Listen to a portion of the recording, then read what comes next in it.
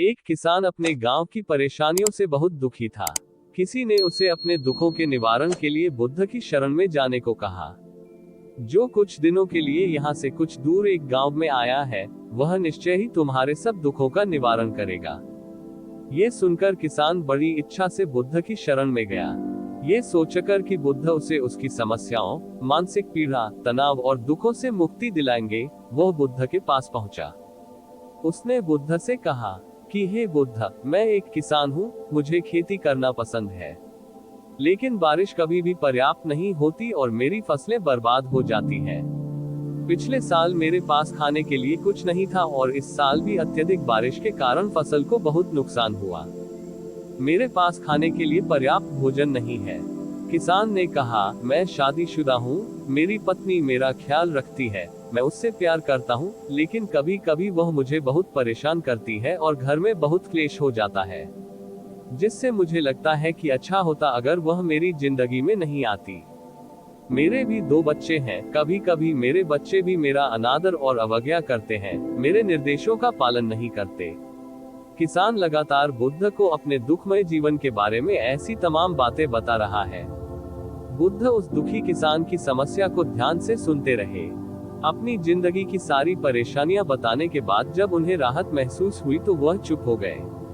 अब उसके पास बताने के लिए कोई और समस्या नहीं बची थी।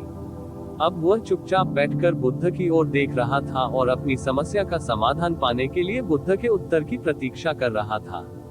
लेकिन बुद्ध चुप थे। किसान ने फिर कहा, हे बुद्ध, मैं आपकी शरण में आया हूँ, कृपया मेरे जीवन की इन समस्याओं का समाधान करें।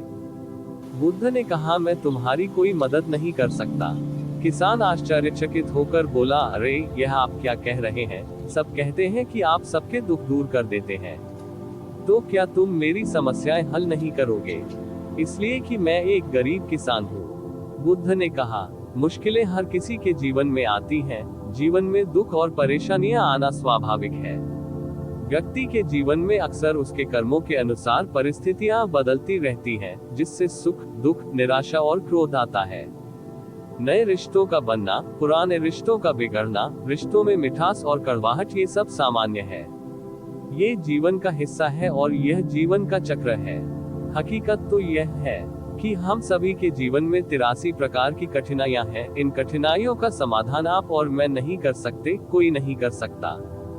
जिंदगी और जिंदगी में बनने वाले रिश्ते स्थिर नहीं होते। एक दिन रिश्तेदार भी चले जाएंगे और जिंदगी भी खत्म हो जाएगी, लेकिन ये समस्याएं वैसे ही रहेंगी जैसे आज आपकी जिंदगी में हैं और कल किसी और की जिंदगी में होंगी। इस पर किसान अपना नियंत्रण खो देता है और क्रोधित हो जाता है और ऊंची आवाज में बुद्ध से कहता है कि हर कोई कहता है कि तुम्हें एक महात्मा, एक सिद्ध पुरुष, एक प्रबुद्ध व्यक्ति होना चाहिए।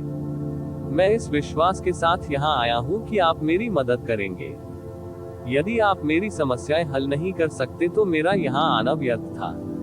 हर कोई झूठ बोलता है कि वे समस्याओं का समाधान करते हैं। आपने मेरी एक भी समस्या का समाधान नहीं किया। तुमसे अच्छे तो वह महात्मा है जो 2 वर्ष पहले मेरे घर आए थे। उन्होंने मेरे लिए यज्ञ कराया, दान दक्षिणा दिलवाए और मेरे मन को असीम शांति मिली। कुछ सुख भी बढ़े और कुछ दुख भी कम हुए। लेकिन तुमने मेरी कोई भी समस्या हल नहीं की, तुमने मुझे सीधे तौर पर मना कर दिया। बुद्ध ने कहा, क्या वह सब करने से जीवन के सारे दुख समाप्त हो गए? इतना कुछ करने के बाद भी अब आप इतने परेशान क्यों हैं? अब आप पहले से भी ज्यादा दुखों से घिर गए हैं। तात्पर्य यह है कि जीवन में दुख कभी समाप्त नहीं होते। किसान बोला, तो क्या मैं मान लूं कि तुम मेरी मदद नहीं कर सकते? यदि आप ऐसी छोटी छोटी बातों का समाधान नहीं कर सकते तो आपके उपदेशों का क्या लाभ? बुद्ध ने कहा, मैं तुम्हारी 84वीं समस्या का समाधान तो नहीं कर सकता, लेकिन हाँ, मैं तुम्हारी 84वीं समस्या का समाधान अवश्य कर सकता हूँ। किसान आश्चर्यचकित हो गया और बोला, 84वीं समस्या क्या है बुद्ध?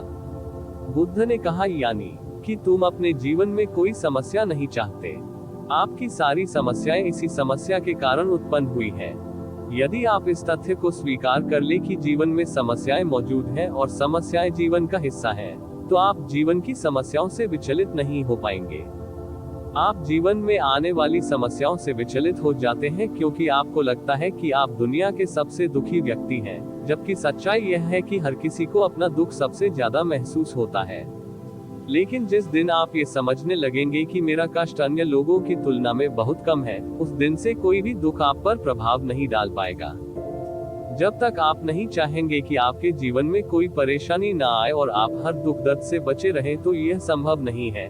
ऐसे में छोटा सा दर्द भी आपको बेचैन कर देगा और आपकी मानसिक शांति भंग कर देगा। अगर आपके जीवन से परेशानियां पूरी तरह से दूर हो जाएं, अगर आपको हर दिन हर पल बिना दुख और कठिनाइयों के जीवन जीने को मिलेगा, तो आप ज्यादा दिन तक ऐसा नहीं जी पाएंगे।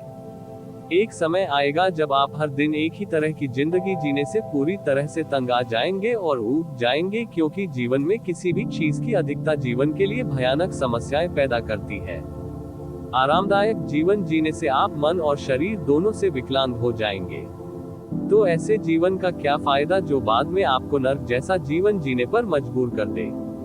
जिस तरह खाना खाने का असली आनंद तभी मिलता है जब बहुत भूख लगी हो, और पानी पीने का असली मजा तभी आता है जब बहुत प्यास लगती है, उसी तरह जीवन के तमाम दुखों और परेशानियों को झेलने के बाद ही खुशी का आनंद मिलता है। इसीलिए जीवन में सुख और दुख अलग अलग रूप में आते रहते हैं। हम चाहकर भी जीवन से सुख दुख को खत्म नहीं कर सकते, लेकिन उनसे इतना ऊपर जरूर उठ सकते हैं कि कोई भी बड़ी समस्या मन को विचलित न कर सके।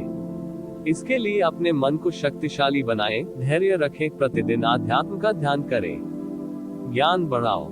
यह आपके जीवन की सभी समस्याओं का समाधान है। इसे जीवन की चतुर्मुखी समस्या का समाधान कहा जाता है।